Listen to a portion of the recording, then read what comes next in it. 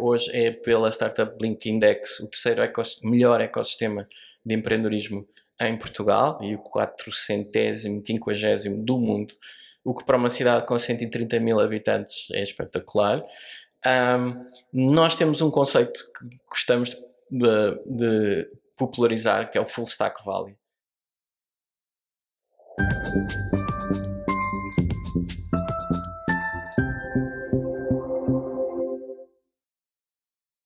Olá a todos, sejam bem-vindos aqui a mais um episódio do Capital Inteligente. Hoje estamos na presença de Vítor Ferreira, da Startup Leiria. Obrigado, Vítor, por teres vindo aqui a Lisboa.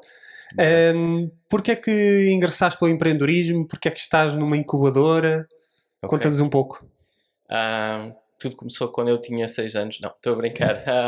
É uma história longa, mas vamos por partes. Eu sou professor, aliás, o que vem na minha folha salarial principal é: eu sou professor do ensino superior no Politécnico de Leiria e tirei o meu doutoramento na área de Economia e Inovação aqui no ISEG. Durante algum tempo fui só professor, até cerca de 2009, 2010, e aí fiquei a perceber que se calhar não era suficiente para aquilo que eu gostaria de fazer na minha vida. Queria ter uma intervenção mais prática. Tenho algum desconforto com uma parte da investigação científica que se faz em gestão, que acho que a maior parte dela não tem utilidade prática, e aí virei consultor. Depois de começar a ser consultor, fui convidado para dirigir a Leiria Business School na altura. Aliás, o projeto não existia, eu tive que criar toda a estratégia do início. Nessa altura também, durante esse período, foi um período de cerca de 7 anos, acabei por criar a minha própria uma startup que falhou, não tenho problema nenhum de dizer isso, portanto é normal. E depois, mais tarde, estive na gênese daquilo que nós chamamos carinhosamente a Startup Leiria 1.0, que foi uma aceleradora que veio colmatar aquilo que nós achávamos que era uma falha na região de Leiria, onde já havia uma incubadora, que era a IDDNet, e até tinha sido o próprio João Vasconcelos que tinha incentivado, o saudoso João Vasconcelos tinha incentivado a criação dessa Startup 1.0. Bom, rapidamente percebemos que Leiria é muito pequeno para ter uma incubadora e uma aceleradora. Nós acabámos por fazer uma coisa que não se faz muito em Portugal, foi uma fusão de associações, e quando fizemos essa fusão de associações, criámos aquilo que nós chamamos a Startup 2.0. A partir daí, a Startup 2.0 começou a crescer de forma exponencial. Hoje temos cerca de 170, 180 projetos incubados, estamos em 5 cidades. Nós temos mais de 4 mil metros quadrados de espaço, temos 3 espaços. Estamos aqui hoje numa incubadora de impacto. Nós também temos uma incubadora de impacto, se calhar uma das principais a seguir à Casa do Impacto, e o empreendedorismo acabou por estar transversalmente na minha vida, quer do ponto de vista académico, portanto eu dou aulas de empreendedorismo e inovação, quer no Politécnico de Leiria, quer também já fui professor convidado na Coimbra Business School e sou professor convidado associado no ISCTE, onde também trabalho na área de estratégia, não propriamente na área de empreendedorismo. Paralelamente, criei outra empresa que se chama Plan for Sustain, cujo objetivo é salvar o mundo, não é fazer dinheiro, certamente, porque estamos a fazer muito pouco, mas o que nós fazemos é consultadoria em sustentabilidade, ESG, novas estratégias, planos de sustentabilidade, análise de ciclo de vida, tudo que era supostamente super importante, até a União Europeia parar as obrigatoriedades, com uma coisa que surgiu este ano, que é o pacote Omnibus.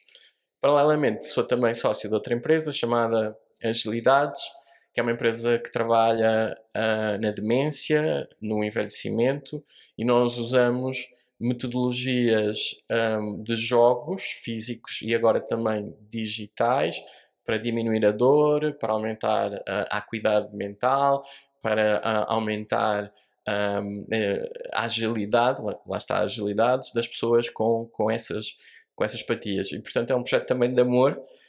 Os dois projetos não são super, não são aquelas startups que vão dar milhões, mas são startups que estão a ajudar um bocadinho a mudar o mundo. E só por causa daquela brincadeira que eu disse no início, de facto, quando eu tinha 12 anos, tive o meu primeiro negócio, que foi um clube de vídeo. Vou confessar isto neste podcast. Nós gravávamos as cassetes que íamos buscar ao clube de vídeo. Para quem está a ouvir este podcast provavelmente não sabe o que eram cassetes, nasceu depois de 90 e tal.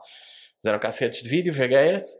Nós tínhamos um vídeo, gravávamos as cassetes, pirateávamos, no fundo é a palavra certa, e depois subalugávamos aos miúdos da rua. E ainda fazíamos sessões de vídeo e vendíamos sumos e bolos de pancake com um markup nesse negócio. Negócio espetacular, correu muito bem. Se o meu ex-sócio me tiver a ouvir, foi muito fixe até ao momento em que ele fugiu com o dinheiro todo. Portanto, coisas que acontecem, que alguns tu vais perguntar qual é um dos maiores erros das startups. Olha, sócios. Portanto, escolhe bem os teus co-founders. Então, para além desse erro, porque era uma questão que eu por acaso ia te fazer agora, tendo em conta que já tiveste a tua startup, tendo em conta que tu também já estás dentro de uma incubadora de startups, qual é que é, nos primeiros meses de vida de uma startup, qual é que, para além da escolha de sócios, qual é que para ti é, digamos, o segundo maior erro que as startups cometem nesse período? As pessoas apaixonam-se pela sua ideia, não pelo problema. E apaixonam-se pelo problema. Até há um livro sobre isso do fundador da Waze. E a paixão pela ideia que tiveram impede-as de validar. Ou seja, eu tenho muitas pessoas, nós temos muitas pessoas na Startup Pelaria que vêm ter connosco e dizem: eu tenho uma ideia de caraças, não sei o quê, vamos ganhar imenso dinheiro. E nós, a primeira coisa que perguntamos, então, com quantos potenciais clientes é que já falaste? Nenhum. Falaste com quem? Com a minha mãe. Está bem. Tipo, a tua mãe vai dizer, das duas uma, ou que é estúpido ou que é bom. Portanto, aquela coisa e os amigos a mesma coisa. Nós aconselhamos sempre, no mínimo, se tu tiveres, não tens de ter um MVP, não tens de ter nada disso, podes ter um esquema da ideia, um pré-protótipo, vai falar com as pessoas que têm realmente a dor. E depois disso, tu percebes ou não se de facto há um mercado. Porque tens uma ideia na tua cabeça espetacular, e mesmo que seja uma ideia que colmata uma dor, se tu não falaste com potenciais clientes, não quer dizer que tenha mercado. Agora vou-te contar uma história, que é a história do cupão. Uma história que eu adoro, conto nas aulas, que é uma história muito linda. Que há muitos anos, na IDDNet, eu ainda não era o diretor da Startup Pelaria, ou da IDD, nós tivemos um empreendedor, um engenheiro mecânico, que encontrou um problema. E o empreendedorismo tem a ver com problemas e com a resolução desses problemas. E qual era o problema? Ao lado das máquinas de água e de café, os copos de plástico acumulavam-se. Na altura os copos eram todos de plástico, não eram de papel. Não que uma coisa seja necessariamente melhor que a outra, é uma discussão que ia levar a outro podcast, mas podemos marcar outro. Portanto, estamos a falar há 15 anos atrás, 14. E o que é que ele achou? Achou que depois aquilo mostrava-se com o lixo comum, atraía moscas, era difícil reciclar. Então, na cabeça dele, se já havia o vidrão, o plasticão, o pilhão, whatever, ele criou o cupão. O cupão era um recipiente de esguio, não é? Que ele sonhou, em que os copos encaixavam uns nos outros, e no final do dia tu tiravas e levavas os copos para a reciclagem. Ok, first mistake. O homem despediu-se, portanto, sem nunca falar com o cliente. A seguir criou a empresa. A partir do momento que crias a empresa tens custos, não é? Portanto, se não tiveres a pagar a segurança social, vais pagar a segurança social da empresa, etc. Mesmo que não tenhas salário, whatever, vais ter custos. Custos de incubação, contabilista. O pessoal que nos está a ouvir, malta, tem custos, não é? Portanto, criar uma empresa tem custos. Depois foi desenhar, ok, CAD, o cupão, e depois, estamos a falar de 2010, 12, não havia impressão 3D, ou havia, mas era na sua infância. O gajo teve que fazer um molde, que é uma coisa caríssima, para injetar um protótipo. E lá injetou os protótipos. Isto demorou um ano. E o molde é uma coisa cara. Quando ele tinha o protótipo, foi ter com as pessoas. Querem o cupão? Não. Resolve um problema, resolve. Mas a dor não é suficientemente dolorosa para eu pagar por isso. Porque há alternativas. Eu meto um saco ao lado e digo, ponho os copos plásticos aqui. Já resolvi.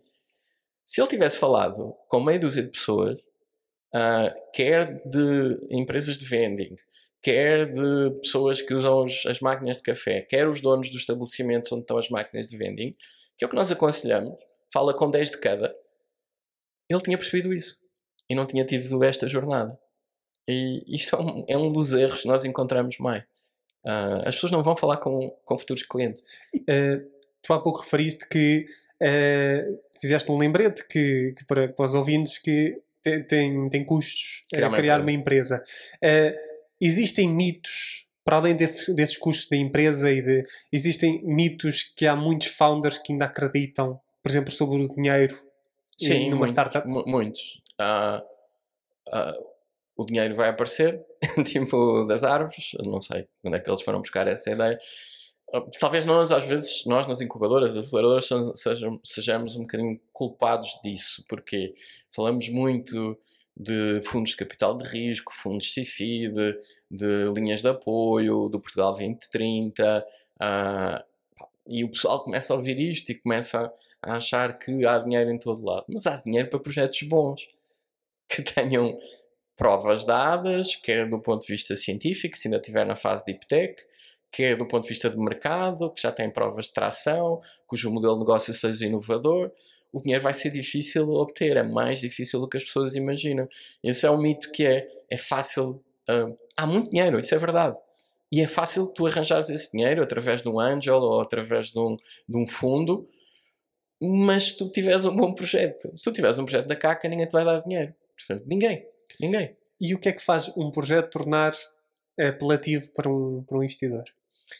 Isso é sempre o mercado, ok? Há aquela regra de ouro do Total Available Market, do TAM, ser 1 bilhão, que eu acho um bocado bullshit, porque depois toda a gente chega a 1 bilhão de uma forma ou de outra. Modelo de negócio inovador, escalável. Epá, a malta não... É assim... Não, porque nós temos sempre duas perspectivas. Tu podes criar uma empresa que não tem que ser uma empresa escalável. Tu és empresário, mas não és um founder, não é? Que não vais criar uma startup que vai ter um objetivo de escalar rápido. Tu podes ser feliz e criar um café, não é? Um bocado de café em Lisboa. Boa sorte. Mas se crias um bocado de café, tu sabes que tens um limite ao crescimento que podes ter, porque tens o número de mesas, a despesa média por mesa, as horas que estás aberto por dia, então podes crescer mais que aquilo. E se eu vou investir em ti, eu sei que também não vou ter um retorno maior do que X. Okay? É fácil calcular o retorno, nós ensinamos isso nas aulas.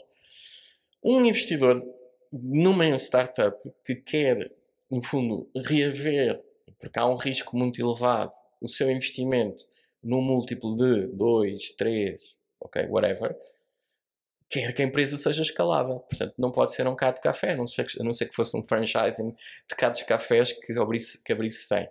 Então o investidor procura um modelo de negócio inovador, escalável, porque o escalar rápido vai lhe permitir. Por isso é que depois temos a história do Unit Economics, quanto é que custa adquirir um cliente e quanto tempo é que vais demorar a ter retorno do investimento desse cliente, não é? Do que gastaste para adquirir o cliente.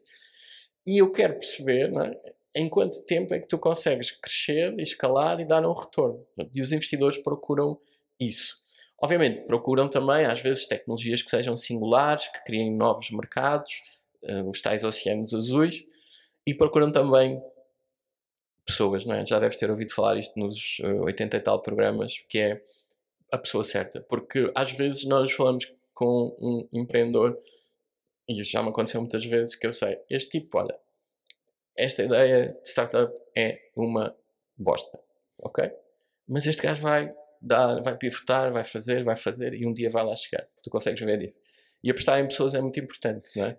E eu acho que estas são as coisas que normalmente se procura. Escalabilidade, modelo de negócio inovador, tecnologia única e um bom founder com bons co-founders. E sobre isso dos founders, tu acreditas que é preferível investir num solo founder? Achas que é viável investir num solo founder? Ou um investidor está mais virado para pelo menos 2 founders, 3 founders? Essa é uma questão interessante. Ontem tive essa conversa com alguém. Que é, por exemplo, nós temos uma startup no nosso ecossistema que é Sound Particles. Para quem não conhece, Sound Particles faz software de partículas de som para os estúdios de Hollywood. Portanto, é muito conhecida. Se vocês viram o Oppenheimer, o Dune, é feito com o software deles. E é só o Nuno Fonseca. O Nuno, por acaso, é um daqueles founders únicos, porque o homem sabe programar, ele era meu colega, professor, é apaixonado por música, é apaixonado por filmes, é um bom hipster e é um bom hustler. Sabem aquela história de que todas as startups têm que ter um hacker, um hipster e um hustler. Ele consegue combinar as 3 personalidades num. E o investidor até gosta disso, porque ele consegue, não precisa de follow founders ou de co-founders. Mas há uma coisa muito importante, há o risco do caraças. que é, e se o Nuno morre? Que é uma coisa que eu nunca tinha pensado na vida. Uma vez um investidor disse-me isto. E se o founder morre? Não é? E se eu estou a apostar numa pessoa, não é? E é esta pessoa que está a puxar a carroça, que é genial, eu não sei o quê. Ok, não quer dizer que as pessoas não sejam substituíveis, mas a verdade é que há um risco muito grande. Então, a essência de co-founders ou de follow founders eu acho que é muito importante. Qual delas é melhor? Não sei, por exemplo, no meu caso eu fiz follow founders porque numa das minhas empresas, porque fui à procura das pessoas que colmatavam as falhas que eu tinha. Que, ok, eu não sou doutorado em sustentabilidade, fui procurar alguém que era doutorado em sustentabilidade. Mas eu acho que a maior parte das pessoas acaba por ter co-founders no início que são amigos, conhecidos, que não necessariamente complementam o skill set que era necessário para criar aquela startup. Portanto, eu diria que de certeza que os investidores gostam que hajam mais founders, que não hajam solo founder, e de preferência que eles complementem aquilo que é o CEO, o founder inicial. Eu acho que essa parte é importante. E mesmo numa fase de pré-seed, ou seja, que é solo founder, mas depois o investidor pode dizer, olha, eu só vou investir em ti se arranjar mais uma pessoa. Sim. Achas que os investidores também têm essa abertura? Tem. É porque há muitos empreendedores que começam sozinhos e depois, se calhar, ao ouvir este episódio, ficam a pensar, se calhar eu não vou avançar com a ideia de negócio porque estou a fazer isto sozinho. Mas aí nós entramos um bocadinho, nós, incubadoras, aceleradoras, entramos um bocadinho, porque nós muitas vezes fazemos esse match-up. Olha, tenho aqui um gajo que já foi fundador de várias startups e agora está sozinho, por exemplo, e está muito interessado em participar noutro projeto. Ou tenho aqui outro tipo que está com uma startup, mas aquilo não está a arrancar, então se calhar vocês deviam ter uma conversa os dois. Ou conhecemos este investigador no Politécnico ou na universidade que tem este conhecimento e até tem esta patente, se calhar era um match-up contigo. E pomos as pessoas a conversar. Isso é interessante. E a incubadora também, para além de fazer esse match-up, também tem um papel de arranjar os mentores certos. Sim. Como é que vocês avaliam se o mentor é adequado para pertencer a uma rede, tendo em conta que o mentor vai indiretamente estar a representar... Isso é uma questão muito interessante. Porque não há... Para já, não há treino para técnicos de incubadoras ou de aceleradoras. Agora a Startup Portugal vai fazer um programa este ano. Nós, Startup Leiria, com muito orgulho, vamos fazer o treino do Basics. E a EBN, que é a European Business Network, vai fazer o Advanced. Portanto, treinar consultores de incubadoras, que é uma coisa importante. Não há essa profissão, não aparece lá na lista. Temos uma lista, para quem não sabe, em Portugal existe uma lista de profissões. Portanto, essa profissão não existe. E também não há uma profissão de mentor, ou seja, embora haja às vezes workshops para mentores e coisas fomentados pela Startup Portugal, pela Portugal Ventures, pela IAPMEI. Agora, normalmente nós na Startup Leiria o que fazemos é procurar a área técnica da startup e procurar alguém que tenha sido ou founder de uma startup naquela área ou alguém que seja empresário maduro naquela área e que possa fazer esse papel de mentor. E alguém em que nós já temos algum track record e em que confiamos. Porque há um lado pessoal. Eu não vou contar histórias, mas que eu conheço, que até se passaram aqui perto de onde nós estamos, em que o mentor... isto já é tal, uma sessão de mentoria, 2 sessões de mentorias e de repente a empresa do mentor tem um projeto igual ao do mentorado. Portanto, isso às vezes acontece. E portanto, o lado da confiança também é um lado importante. Sobretudo, alguém que tenha tido experiência, multiple founder ou alguém que seja um empresário maduro ou um gestor maduro, é aquilo que nós procuramos para ser um bom mentor. E que seja da área da startup. Outra coisa gira que nós temos feito, que é aproveitar o capital, o capital de inteligência, de conhecimento das pessoas maduras. Nós temos uma startup, que é a Tuivo, que faz computer vision, trabalha com a Stellantis, trabalha com a Vidrala, trabalha com várias empresas nacionais, que eles identificam defeitos na cadeia de fabrico através de computer vision. E eles têm um colaborador, tem 60 e tal anos, e que funciona como colaborador / mentor, e que foi muito interessante porque ele sabia tudo sobre a indústria automóvel e ele veio se encaixar que nem uma luva. E eu acho que, por exemplo, é uma coisa que as startups portuguesas podiam aproveitar mais, são estas pessoas que têm uma experiência de indústria super elevada, que têm mais de 65 anos e são ativas e podem trazer um aporte. Tu tens um founder de 20 e tal anos, que é muitas vezes a idade, ok, embora esteja a aumentar, mas esse miúdo não tem experiência. Vais buscar um tipo que teve 40 anos na indústria, fazes um matchup fantástico. E isso é uma coisa que nós gostamos muito de ver acontecer. Por acaso nunca tinham falado, nós já tivemos outros diretores de outras incubadoras e nunca tinham falado disso, porque realmente é juntar o útil ao agradável, Sim. porque as pessoas acabam por, as pessoas de 65 mais acabam por estar mais ativas. Exatamente. E acabam por também contribuir para projetos assim, muitas vezes de uma forma, até pode ser voluntária, porque no início de uma Sim, startup não existe capital, até o próprio founder muitas vezes está com a vida paga pelos pais, pelos avós, porque Sim. é um momento em que numa startup que aquilo não gera dinheiro, ainda não gera dinheiro, portanto é necessário ter algum sustento. E é interessante a forma como se consegue juntar as pessoas de 65 mais com malta muito, muito jovem, que normalmente são as startups começam assim, e é bastante interessante. Por acaso nós nunca tínhamos tido essa. A ideia é tão boa que nós temos uma startup de impacto que se chama Sofia Gurus, de uns ex-alunos meus do mestrado de Inovação e Empreendedorismo, que visa fazer esse matchup através de uma plataforma. Tens notado alguma mudança, alguma tendência nos perfis de empreendedores nos últimos anos, tendo em conta, por exemplo, a diferença, tendo em conta os empreendedores de há 10 anos? Sim. Ok. Eu vou dar uma resposta mais longa do que parece, até porque tenho muito orgulho da zona onde trabalho, que é a Leiria. Empreendedores sempre houve em Portugal. Leiria é um caso paradigmático disso, ou seja, há uma indústria de moldes que nasceu de uma indústria de vidro, né? Porque o vidro fazia-se primeiro com moldes de madeira, depois com moldes, primeiro soprado, depois moldes de madeira, depois moldes de metal. Depois houve um senhor chamado Aníbal Abrantes que descobriu que podia fazer moldes para plástico, que era uma coisa que estava a nascer nos Estados Unidos. E depois a malta começou a ir com uma malinha de avião, vender moldes aos Estados Unidos e aos outros países sem falar uma palavra de inglês. Isso é ser empreendedor, meu. Portanto, não havia startups, não havia founders, não havia estas palavras, estes anglicismos todos, mas havia empreendedores. E havia depois o tipo que aprendia a fazer moldes, um ferramenteiro, que demorava 12 anos, que era uma profissão muito difícil. Mas isto era muito engraçado, porque é um bocadinho aquela história do Silicon Valley. Quando o tipo acabava de aprender, criava a sua própria startup, saía da empresa onde estava, criava a sua própria empresa, metia uma CNC na garagem e ia fazer também moldes. Então tens um cluster, que hoje é um cluster muito desenvolvido, trabalha com gêmeos digitais, produto, etc.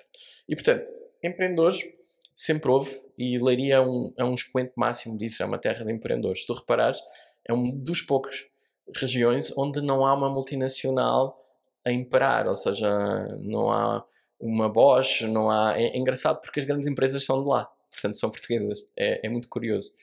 E portanto, as coisas, por exemplo, no nosso caso, Startup Leiria veio depois, ou seja, já havia empreendedorismo, nós trouxemos foi aquele aporte para um empreendedorismo mais tecnológico, intensivo em conhecimento. Agora, nestes 10 anos, e sobretudo há aqui um período que tem a ver com o João Vasconcelos e com a criação da Startup Lisboa e depois mais tarde da Startup Portugal, a coisa mudou muito. Primeiro, porque nós não tínhamos champions, não tínhamos unicórnios.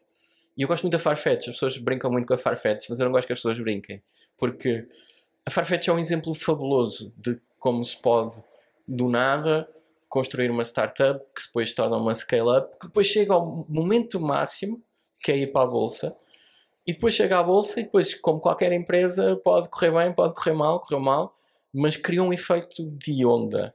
E nós agora temos mais unicórnios, não é? Que, à semelhança da Farfetch, criaram efeitos de arrastamento. E tu tens duas coisas. Tens muitos miúdos, por exemplo, no técnico, no Politécnico de Leiria, em Coimbra, no Porto, que começam a pensar, olha, eu vou estudar engenharia informática, eletrotécnica, aeronáutica, mas cara, posso criar o meu próprio negócio e posso seguir o que a Cristina Fonseca fez e crio uma Talkdesk e torno-me milionário. Bom, se não me tornar milionário, pelo menos aprendo na viagem. Portanto, que é esse perfil. Por outro lado, tu vês muito isso também por efeitos demonstradores. Tu começaste a ter muitas spin-offs académicas que não havia em Portugal, e tu vens direito, que é uma área ultraconservadora, não é para dizer mal. Não, é verdade, é verdade. E tu começaste a ter muita gente em Lisboa, em Coimbra, no Porto e agora em Leiria também, que de repente vê, aquele professor saiu daqui porque criou aquela empresa, aquela Sound Particles, DigiWest, Tuivo, se calhar também vou fazer. Porque, assim, é fixe ser professor, um gajo tem um ordenado fixe, trabalha muito, ok? Mas, se calhar, eu posso fazer qualquer coisa que mude o mundo e ganhar bastante dinheiro com isso. E, de repente, começaste a ter mais spin-offs de pessoas mais velhas, acima de 40. Ou seja, tens muita gente, 40, 45, 50. Eu tenho 2 founders da Nitrogen Sensing, que está connosco, elas são professoras da Nova, elas têm 50. E criaram uma empresa que tem um sensor de nitrogênio para a aquacultura e que agora está a crescer bastante, já foi financiada pela Portugal Ventures, e elas estão lá. Portanto, há muita gente, e eu tenho outros académicos que querem fazer esse salto. Eu gostava de ter muitos mais, mas há uma mudança de perfil, sem dúvida. O meu pai era empresário, teve uma mercearia, o meu tio teve um talho, o outro meu tio teve uma empresa de táxis. Também eram empreendedores, não é? Mas não era escalável, não era intensivo em conhecimento, e este perfil já existe, e eu acho que nós negativamente olhamos muito para a economia portuguesa, mas muitas destes unicórnios e centauros estão a mudar aquilo que é a estrutura produtiva do país. E isto vai ter um impacto nos próximos 5, 10 anos que nós todos vamos ver. Ok, é bastante interessante. E tu, tendo em conta que tu costumas estar em juras de empreendedorismo e também por causa da Startup Leiria, quais é que são os maiores erros que os founders cometem quando estão a preparar o pitch dos seus negócios? Então, há um erro clássico que é, no final, há uma parte, ok, o pitch pode ser 3, 5 minutos, 7, e normalmente o júri coloca sempre questões. Coisa que nunca se deve fazer, entrar em confronto com o júri. E eu já vi isto acontecer tantas vezes, que é, à tua frente está uma pessoa que pode mudar a tua vida, que pode dar 5.000 euros de um prémio, ou 100.000 euros ou de um ticket, ou 300.000, ou 1 milhão. E tu estás a discutir com o homem. E isto é uma coisa que para mim não faz sentido. Segundo erro, não começar logo pela solução, sem identificar o problema claramente, qual é a dor e porque é que esta dor é importante e porque é que alguém quer resolver esta dor. O gancho é muito importante num pitch, ou seja, a dor e o tamanho do mercado que está implícito na dor tem que estar visível. Eu vou-vos dar um exemplo da treta, porque foi um negócio que não correu bem, mas nunca mais me esqueci do pitch. É daqueles pitches que eu nunca mais me esqueci. Que foi uma senhora que chegou ao pé de nós e disse: vocês sabiam que na Europa há mais de 52 milhões de pessoas de problemas de pele grave, com problemas graves de pele? Pois é, esses problemas às vezes estão mais próximos que nós imaginamos. Esta é a Maria, esta é a Joana, são as minhas filhas, e aparece o slide com as filhas. Elas sofrem de problemas graves de pele. Eu tenho a solução. Depois, pronto, assim vinha a solução, né? E tu criaste uma ligação emocional, percebeste que há um mercado imenso de 52 milhões de pessoas e queres ouvir o resto da história. E obviamente depois há um erro que toda a gente comete, que é o go-to-market, que toda a gente esquece, que é, está bem, isto é muito giro, mas como é que vai chegar aos 52 milhões de pessoas? A gente vai ter 1%, o Guy Kawasaki no livro dele diz que é um dos erros clássicos, que é multiplicar um grande número por uma pequena percentagem. Vamos ter 1% deste mercado. Está bem, como? Eu digo aos meus empreendedores e aos meus alunos, malta, vender é muito difícil. Só na vossa cabeça e nos filmes é que vocês acham, viram com o Leonardo DiCaprio vendo e depois atirar anões e não sei o quê, e cocaína, no Lobo de Wall Street, para quem não conhece a referência do filme. Vender é super difícil. Vender é muito difícil. Então mostra-me lá o go-to-market. Quanto é que te vai custar adquirir cada cliente? Quais são as formas que vais ter de adquirir o cliente? O pessoal esquece de pôr isto nos pitch decks. E também eu acho que nós já tivemos alguns convidados a falarem de uma red flag, que é quando o júri pergunta a esses founders e como é que é o mercado? Quais é que são os concorrentes? Eles dizem não há. E não há. Eu Isto é um adoro, produto, eu é um adoro. produto único. É Eu um produto adoro. único. Exato. Não há. Claro que há. Há sempre. Estás a inventar o primeiro computador, o pessoal jogava ao peão. Portanto, há sempre concorrentes. Há sempre concorrentes. Tens que identificar os concorrentes. A não ser que inventem a roda. Sim. Tirando isso, eu acho que... havia o gajo, os outros levavam as pedras em touros. Já havia, tipo, antes da roda. Há sempre um concorrente, indireto. E o pessoal depois diz, não, isto é o único. E quando estás num júri, acontece mais em júris do que em empreendedores profissionais, que é, estás num júri com miúdos do ensino superior ou do secundário, isto é o único. O gajo vai ao Google enquanto está a ver o pitch e encontra 5 empresas a fazer exatamente a mesma coisa. E este gajo não foi ao Google ou ao ChatGPT hoje em dia. Tipo, como é que é possível? Este é um erro clássico. Realmente e nós já tivemos alguns convidados a contarem algumas histórias engraçadas. Por exemplo, por acaso tivemos uma convidada partilhou uma vez que ela estava num júri de empreendedorismo para a atribuição de um prédio, acho que eram 5.000 euros ou 10.000 euros, e um dos júris estava a debater com o founder, mas o júri não percebia nada do produto e da área onde o founder estava a querer implementar o seu produto. E o que é que levou? Esse membro do júri acabou por afastar esse founder, mas isto, ou seja, isto é também um problema que às vezes os founders também têm de ter sorte num próprio júri, porque podem apanhar certos membros de júri que... Sim, eu vejo centenas de projetos de empreendedorismo ao longo dos anos, ao longo do ano, milhares ao longo dos últimos anos, quer nas aulas, quer empreendedores, quer seed, pré-seed, scale.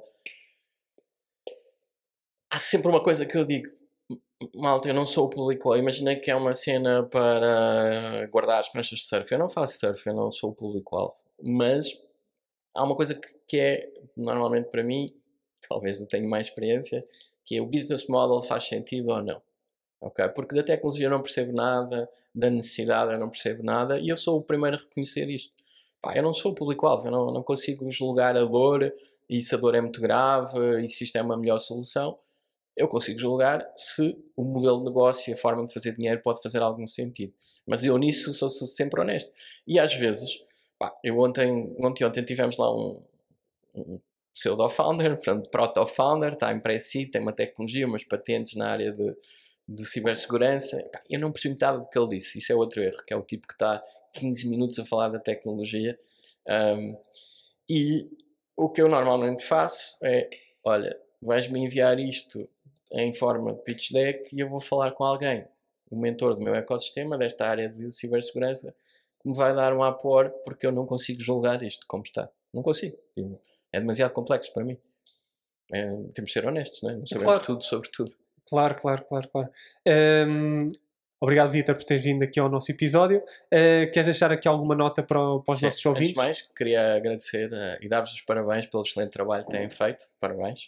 Também são empreendedores. Obrigado. À vossa maneira.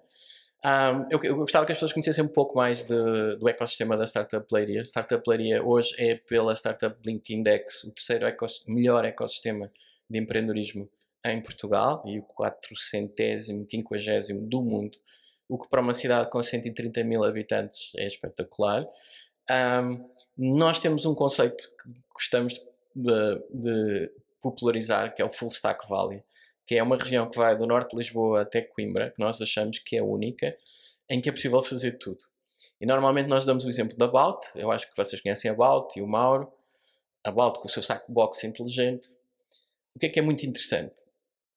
Algoritmos são feitos em Leiria, software é feito em Leiria, a câmara é feita em Leiria, os sensores são feitos em Leiria, a espuma é feita em Leiria, o couro é feito em Leiria, o plástico é feito em Leiria, os moldes para o plástico é feito em Leiria, a metalomecânica para a peça de metal é feita em Leiria.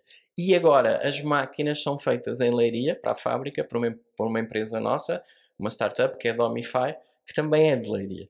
Então este microcosmos de 100 km é possível fazer tudo. É possível sonhar um produto, pô-lo em prática, fazer o software e distribuí-lo para todo o mundo. Por isso, prestem um bocadinho de atenção àquilo que estamos a fazer em Leiria. Vamos ter programas de aceleração em breve. Temos também uma incubadora de impacto, porque nós acreditamos verdadeiramente que as pessoas às vezes dizem Leiria não existe, não é? Agora a nossa Câmara diz Leiria não existe sem ti, mas nós achamos que na verdade Leiria existe e é o centro do universo, que é uma coisa mais importante. Portanto, foi um prazer estar aqui convosco. Obrigado, Vítor. Vamos deixar na descrição todos os links do Vítor e da Startup Leiria para dar uma checada. E obrigado mais uma vez, espero que tenhas gostado. E vamos para a próxima. Vamos. Obrigado. Ok. Este episódio tem a ajuda da Casa do Impacto. Fundada em 2018, a Casa do Impacto é um hub dinamizado pela Santa Casa da Misericórdia de Lisboa, que tem como missão impulsionar uma nova geração de empreendedores e empresas que estão a desenvolver modelos de negócio com impacto social e ambiental positivo, alinhados com os Objetivos de Desenvolvimento Sustentável da Organização das Nações Unidas. Este espaço integra escritórios de startups de impacto, formação, co-work, experimentação e investimento. 5 anos após a sua criação, a Casa do Impacto soma já mais de 220 residentes, mais de 400 projetos apoiados através dos mais de 21 programas de aceleração ou ideação. No total representam 3,2 milhões de euros investidos em startup de impacto.